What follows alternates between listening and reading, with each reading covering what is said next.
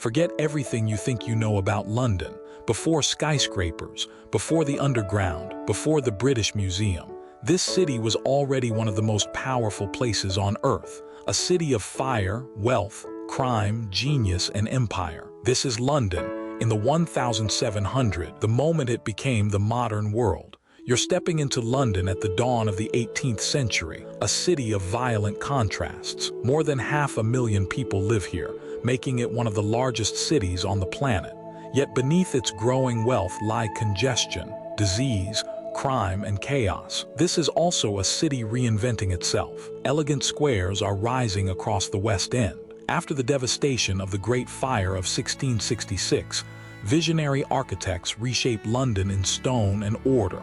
None more influential than Sir Christopher Wren. Today, using advanced AI reconstruction technology, we can bring this lost world back to life. By analyzing original 18th century engravings, paintings, and maps, we can recreate how London likely appeared. For the first time, you're not just learning about history, you're standing inside it. You're now hovering high above the River Thames in the mid-1700s. Looking upriver from the area that would later become Tower Bridge, you're witnessing the beating heart of Georgian London. This is the largest port in the world. Dominating the skyline is Sir Christopher Wren's masterpiece, St. Paul's Cathedral, completed in 1710 after the Great Fire erased much of medieval London.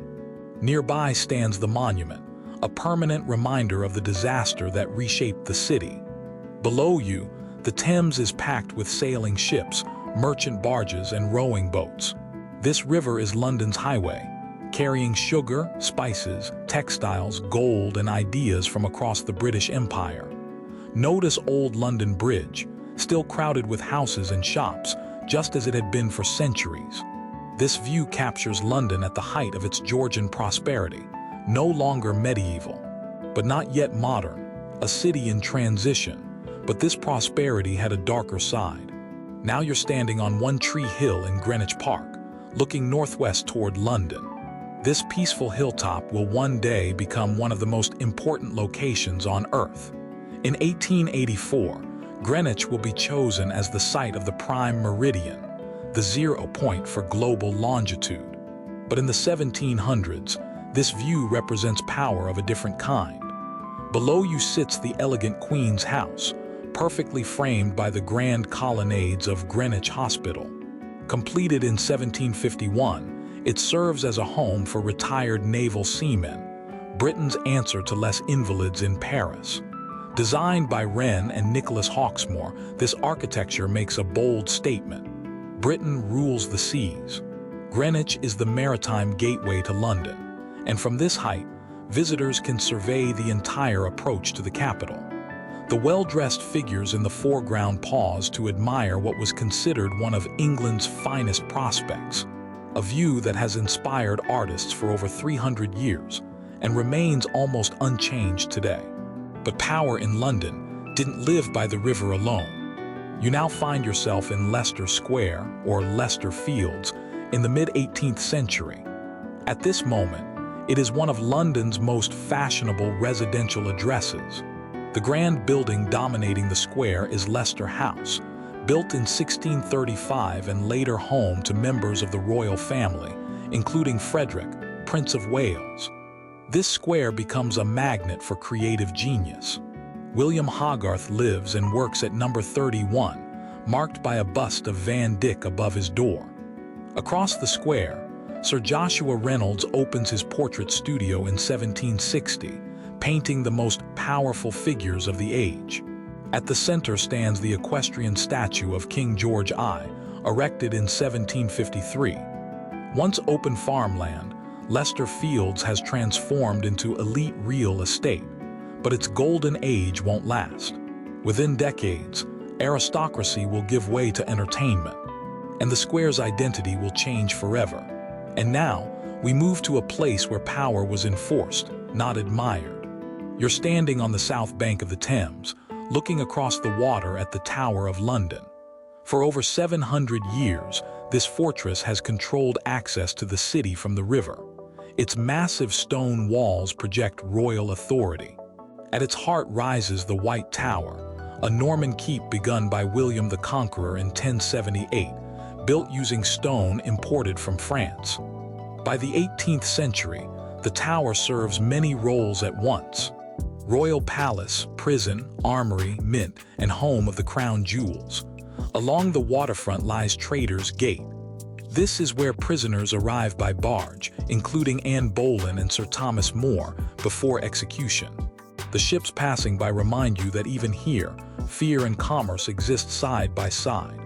The Thames flows beneath the tower's watchful gaze, and nothing enters the city unnoticed. But true power isn't always built from stone. You now step into the courtyard of the Royal Exchange, the nerve center of global trade. Founded in 1565 by Sir Thomas Gresham and inspired by the Antwerp Bourse, this is England's first purpose-built financial exchange. Twice each day, merchants from across Europe gather here. Trading begins with the ringing of a bell from the tower above. Imagine the sound: deals shouted in multiple languages, bills of exchange changing hands, quills scratching across parchment. Arcaded galleries on multiple levels house shops selling books, luxury goods, and maps. From these very walkways, Lloyd S. of London begins insuring ships and cargo. This single building transforms London into a financial superpower, a model that will inspire stock exchanges from New York to Hong Kong. By this point, London isn't just shaping Britain, it's shaping the entire world. You arrive at St. James's Square, the pinnacle of aristocratic London. Developed in the 1660s, this square attracts dukes, earls, and prime ministers competing for prestige. What you see is the 1720s redesign by royal gardener Charles Bridgeman.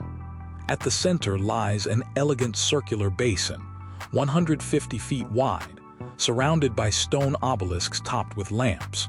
Before this transformation, residents described the square as muddy, neglected, and unfit for such elite addresses. Now it reflects power, order, and refinement. In the distance, the spire of St.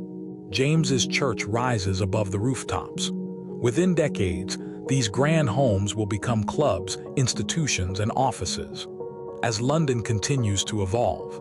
And finally, we return to the street where fortunes were made. You're now walking down Cheapside, the commercial heart of Georgian London. Its name comes from the Old English word seep, meaning marketplace, and this street has been one for centuries.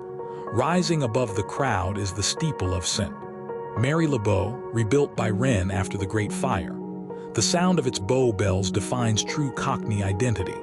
Along this wide avenue, merchants sell silks, spices, books, jewelry, and textiles. The shops lining Cheapside are among the most valuable retail properties in the world. This isn't just a street. It's the Oxford Street and Wall Street of the 1700s combined, where London's merchant class builds empires one transaction at a time. History has left behind thousands of engravings and paintings like these. Cities frozen in time, waiting to be brought back to life. If you could revive one city from the past, which would it be? Tell us in the comments. Your choice may shape our next journey. Thanks for watching, and we'll see you in the next chapter of history.